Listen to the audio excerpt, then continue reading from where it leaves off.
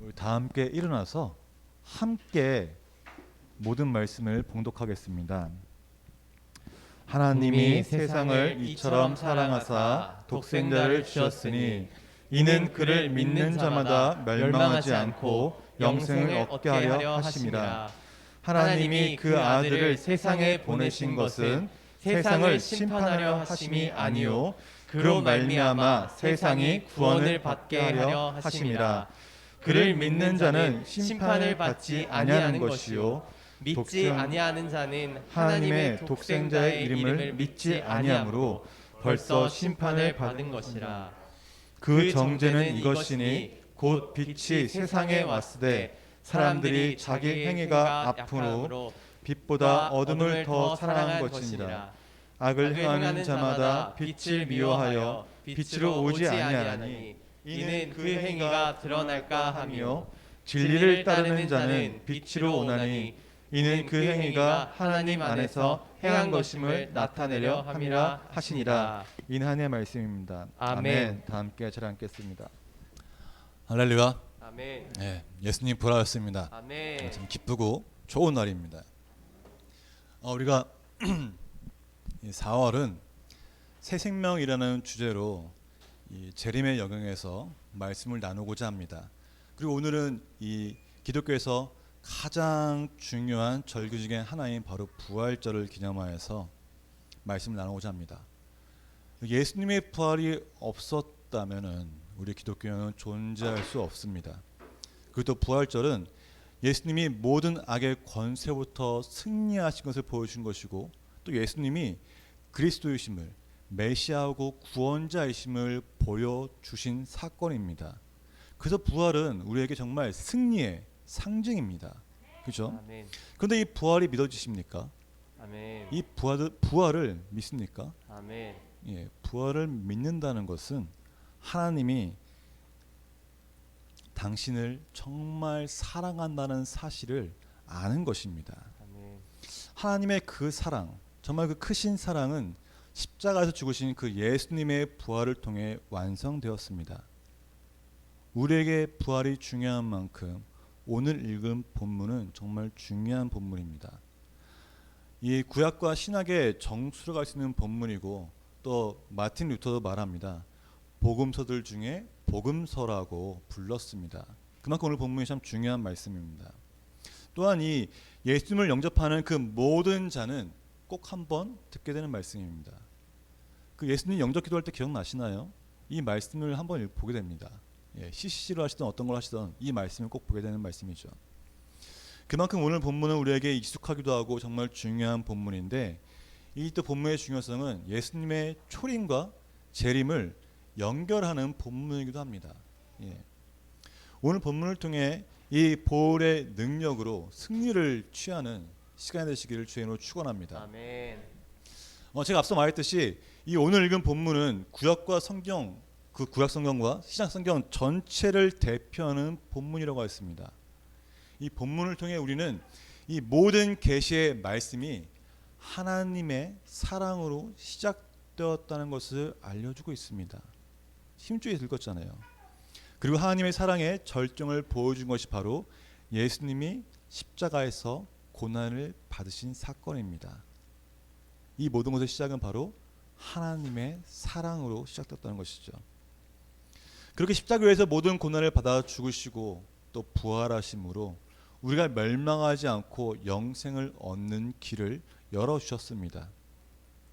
그래서 우리는 예수님을 통하지 않고서는 결코 구원을 받을 수 없습니다. 즉, 이 구원의 사역을 위해 예수님이 이 땅에 오셔서 고난받으신 것이에요.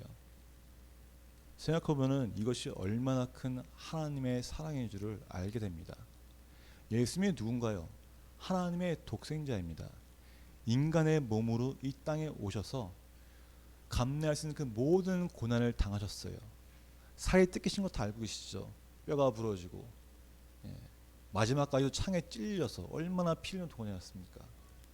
근데 그거를 인간의 몸으로서 모든 고난을 감내하셨다는 것입니다. 이걸 보면 정말 이 하나님의 그 크신 사랑을 알게 되는 것이죠.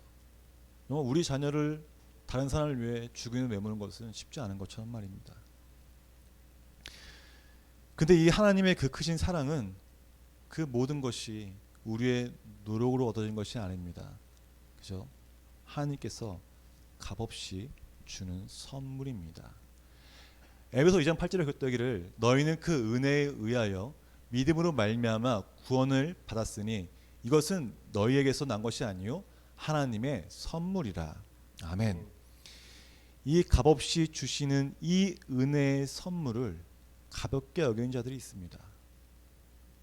하나님이 아무리 좋은 은혜를 말씀하고 준다고 하여도 그 은혜를 가볍게 값없이 받았기 때문에 가볍게 여기는 자는 멸망할 수밖에 없습니다. 왜 그럴까요? 이유는 간단합니다. 모든 인류는 아담의 후손이기 때문입니다. 그래서 원죄와 자범죄로 인하여서 영원한 형벌을 처할 수밖에 없는, 멸망할 수밖에 없는 죄의 종이기 때문입니다.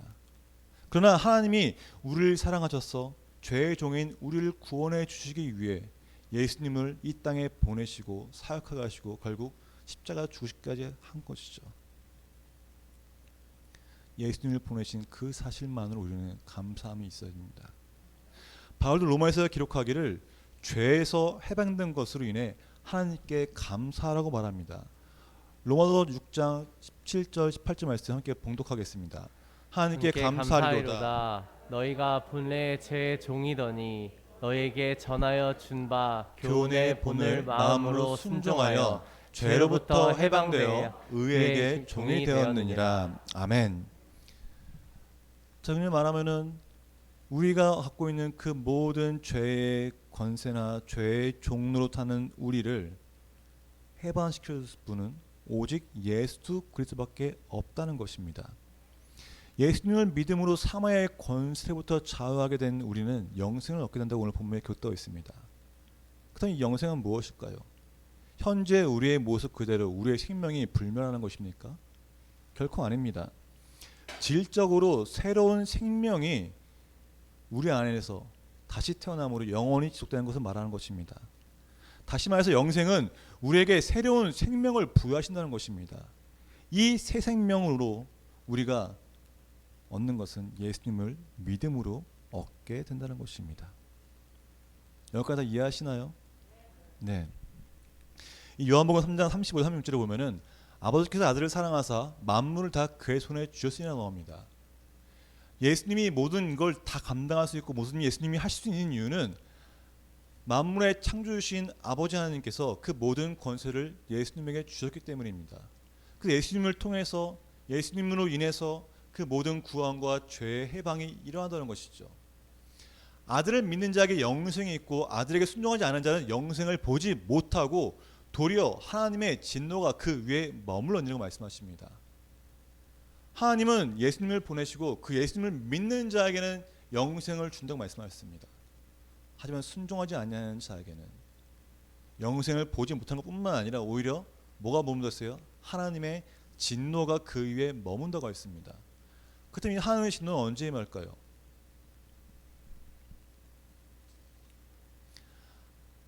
하나님의 진노는 예수님이 다시 오실 때 이루어집니다. 그때는 하나님이 보내신 그 예수님이 구원의 주가 아니라 심판의 주님으로 이 땅에 오셔서 심판하신다는 것입니다. 그래서 우리가 다시 오실 예수님을 알면서도 복음을 들었는데도 불구하고 우리가 마지막 때 이 재림의 때를 준비하지 못하면 결국 하나님의 진노를 피할 수 있는 길이 절대 없습니다. 우리의 신앙생활은 무엇입니까? 영생을 위한 것이잖아요. 오늘 말씀에 기록된 그 목적이 바로 그겁니다. 하나님의 아들 예수 그리스도를 믿는 것 누구에게나 다 열려있다. 모두 다 믿을 수 있어. 하지만 그 믿는 자에게 영생을 주는 것이라고 목적입니다. 우리의 신앙생활의 목적은 영생이라는 겁니다. 하나님 나라에서 영원히 거하는 것, 하나님의 나라의 그 식탁에서 하나님과 함께하는 것이 바로 우리의 신앙 목적인 것입니다. 그런데 그 마지막 때를 준비하지 못하면 결단코 하나님의 진노를 피할 수 없다는 것이에요. 우리가 예수님을 정말 진정 마음으로 영접하기 전까지 우리는 어떤 삶을 살았나요? 우리가 교회에 온다고 해서 악인이 아닌가요? 우리가 교회에 다닌다고 해서 성자가 되는 것인가요? 아닙니다. 제가 말씀드리지만은 교회에 온다는 것도 분명히 좋습니다. 중요하죠. 근데 그 교회에 와서 그냥 지나는 것이 아니라 우리의 삶 가운데 십자가의 경험이, 예수님의 경험이 있어야지만 한다는 것을 제가 강조해 드리잖아요. 그것처럼 우리는 예수님을 영접한다고 말하고 입으로 고백하지만은 우리는 예수님을 만나기 전까지는 빛보다 어둠을 사랑하는 하나님과 단절된 삶을 살던 자들입니다. 그렇게 악의 속에 살던 사람이 어느 한순간 예수님 영접하고 말한다고 해서 변할 수 있죠. 변합니다. 하지만 그거는 시작에 불과하다는 것이에요. 그 신앙생활을 통해 한 번의 고백이 아니라 그 고백의 연이은 삶의 실천을 통해서 하나님의 진노를 펴있던 것입니다. 그러나 죄인은 여전히 죄의 흔적에 쫓아가는, 죄의 습관이 남아있는, 어둠을 더 사랑하는 자들은 빛으로 나간 걸 싫어합니다. 하나님 앞으로 나간 걸 싫어한다는 것이죠. 왜요? 진리 앞에 서면 어떻게 되나요? 나의 거짓과 불의가 드러나기 때문입니다. 어둠에 속한 자는 빛에 가기 싫어합니다. 빛에 가는 순간 나의 모든 것이 드러나기 때문에 그것이 너무나 두렵고 무서운 것입니다. 내가 이걸 통해 정죄받지 않을까? 내가 이걸 통해서 어떤 게 나타나지 않을까? 남들이 나를 뭐라고 생각할까? 혹은 내가 이렇게 지금도 예수님만 없으면 난 이런 걸 모르고 살았는데 내가 왜 예수님 때문에 이게 죄인 걸 알게 되느냐? 불편하다는 것이에요. 그래서 모든 악인들과 어둠에 속한 자들은 예수 그리스도 앞으로 사는 걸 싫어합니다. 두려워할 수밖에 없다는 것입니다. 오늘 말씀에 기록한 것이 바로 그 말씀입니다. 그래서 진리를 따르는 자만이 빛으로 나아갈 수 있다고 오늘 본문에 기록되어 있는 것입니다. 진리가 무엇입니까? 하나님과의 연합입니다. 진리가 무엇입니까? 예수님을 통한 구원입니다. 이 진리의 빛이 죄악으로 인해 어두워진 우리의 심령을 꿰뚫고 들어올 때 우리는 회개를 하게 하며 또 우리의 삶이 변한다는 것이에요. 오직 예수님을 통해서요. 요한 1서 1장 7절 그러기를 그가 빛 가운데 계신 것 같이 우리도 빛 가운데 행하면 우리가 서로 사귐이 있고 그 아들 예수의 피가 우리를 모든 죄에서 깨끗하게 하실 것이요. 아멘. 이처럼 우리의 모든 죄와 죄의 흔적은 예수님의 피가 아니면은 결코 깨끗해질 수 없습니다.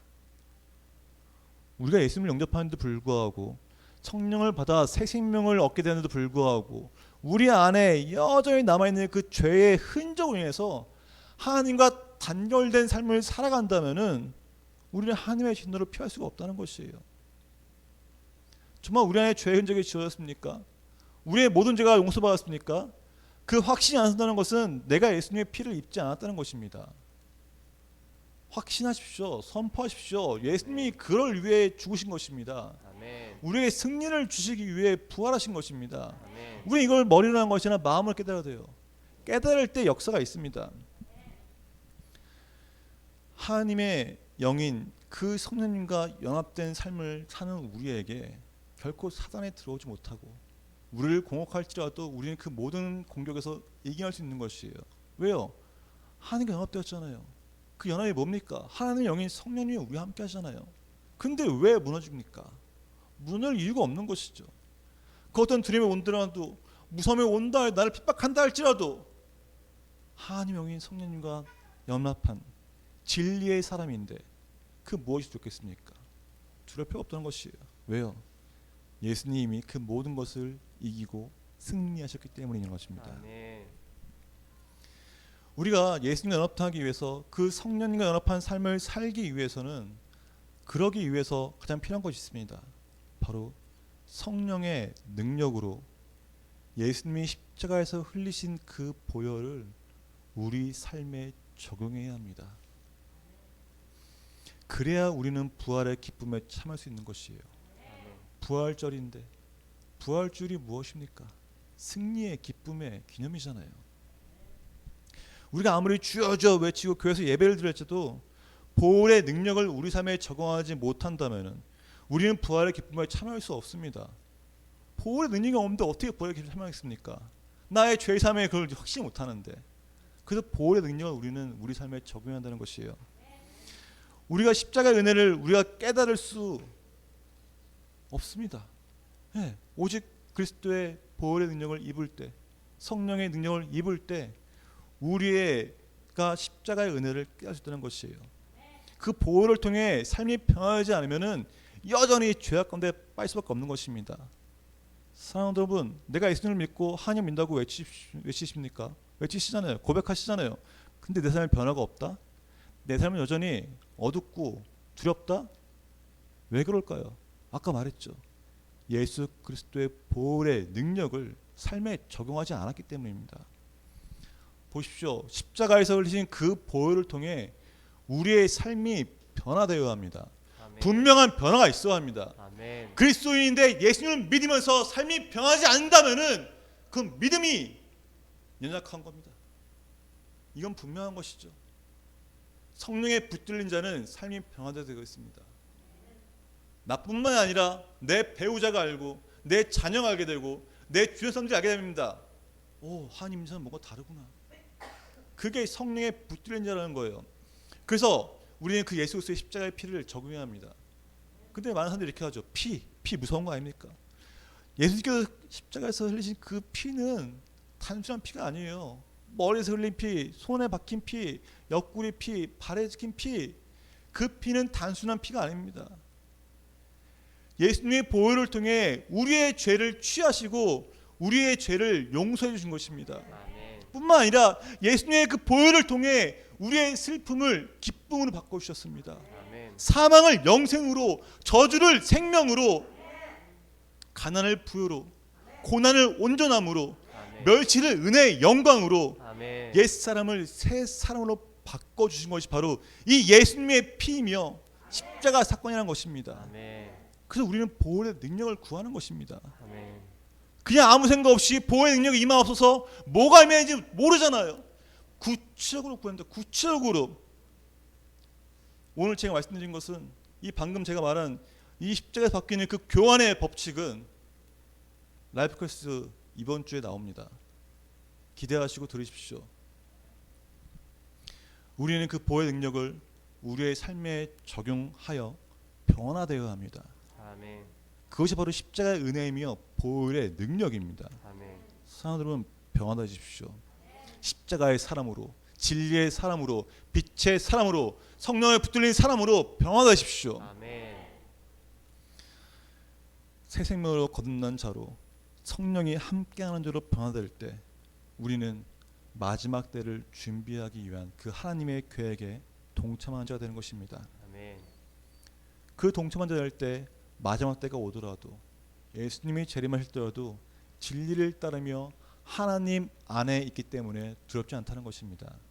그게 오늘 말씀의 본문 끝이 나오는 거잖아요. 보혈의 능력으로 이 삶을 바꿔주신 분이 바로 당신을 사랑하시는 하나님입니다. 아멘. 하나님이 우리를 사랑하시기에 우리에게 예수님을 보내주시고 예수를 믿는 모든 자들에게 영생을 주셨습니다. 아멘. 모든 악의 권세를 이기시고 부활하신 그 예수님, 그 부활에 참여한다는 것은 우리 삶의 보혈의 능력으로 모든 악의 권세를 이기고 우리 삶이 변화되어 주를 따르는 참된 제자가 되는 것입니다. 아멘. 오늘 말씀은 누구든지 믿기만 하면 영생을 얻는 것이 오늘 본문이 기록된 목적이라고 하였습니다. 네. 모든 사람에게 하나님의 은혜가 열려 있습니다. 그러나 그 은혜를 받을 수 있게 하는 것은 오직 믿음입니다.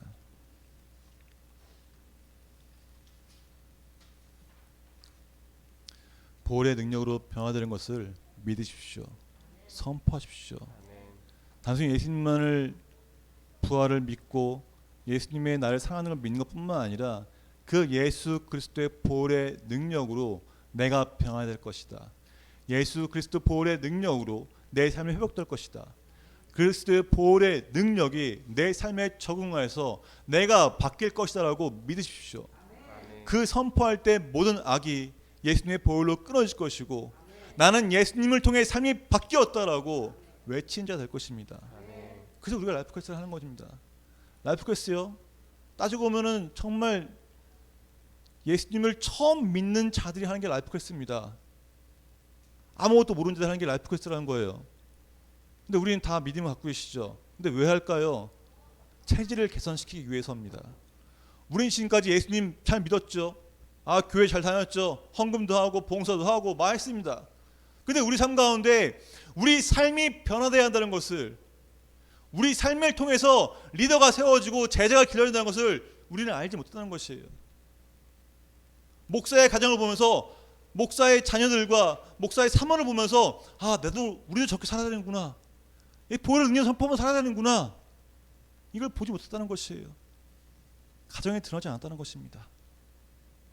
아까 말했지만은 이 보혈의 능력이 임한 가정은, 보혈의 능력이 임한 사람은 변화할 수밖에 없습니다. 아멘. 그 변화는 하나님이 원하시는 변화일 겁니다. 우린 이를 위해서 달려가야 합니다. 우리가 신앙생활을 그렇게 오래 했는데 내 삶이 바뀌지 않았다, 내가 보혈의 능력을 선포하지 않았다, 내가 보혈의 능력에 참이 없다, 이거 회개하고 나가야 합니다. 사랑하는 여러분, 아무리 바쁘고 어렵고 지친 삶일지라도 그리스도의 보혈의 능력이 임하여서 우리 가운데 임하면은 회복의 역사가 일어납니다. 아멘. 그곳에서 빛이 보이고 그곳에 구원이 있고 그곳에서 하나님의 인도하심과 통치하심을 경험할 수 있는 것입니다. 아멘. 아까 제가 말했지만은 라이프 퀘스트를 시작하는 순간부터 정말 치열한 영적 싸움이 들어옵니다. 왜일까요? 우리가 보혈의 능력을 적용하지 못하도록 사단이 방해하기 때문입니다. 갑자기 바쁘게 되고요, 생각도 못하는 일이 터지기 시작합니다. 제가 라이프 퀘스트 할 때 누수가 생겼습니다. 누가 상상할 수 있겠습니까? 집에 누수 생기는 게. 새 집이 연달아 터졌죠. 해결되나 싶었는데 또 터졌습니다. 연달아서 4번을 터진 거죠. 이거 겪는 동안에 정말 여러 가지 어려움이 있었습니다. 근데 그걸 이겨낼 수 있었던 것은 버틴 것도 있지만은 한 가지의 그 말씀 때문입니다. 사람이 감당할 시험 밖에는 너희가 당한 것이 없나니 오직 하나님은 미쁘사 너희가 감당하지 못할 시험 당함을 허락하지 아니하시고 시험 당할 즈음에 또한 피할 길을 내사 너희로 능히 감당하게 하시느니라. 아멘. 이 말씀이 라이프 퀘스트를 통해서 흘러가는 그 영적 전쟁 안에서 예비되고 준비되는 것을 경험하게 되었습니다. 제가 간증에 조심스러운 이유는 다른 게 아니에요. 제가 이렇게 제가 지금까지 쭉 살아오면서 간증이 참 많잖아요. 제가 간증을 아무리 기쁘게 막 해도 많은 사람들이 그러더라고요. 목사님이시잖아요. 목사님이니까 간증이 이렇게 되는 거죠. 근데 이거는 아니라는 거예요. 모든 사람 성도님이 보혈의 능력을 삶에 적용하고 믿음으로 구해 나아갈 때 그 모든 시험을 이긴 자가 되고 상수남의 열매 맺는 삶을 살 수 있다는 것입니다. 그 핵심이 바로 우리를 사랑하시는 그 하나님께서 우리에게 예수님을 통해 그 보혈의 능력을 주셨습니다. 선포하십시오. 믿으십시오.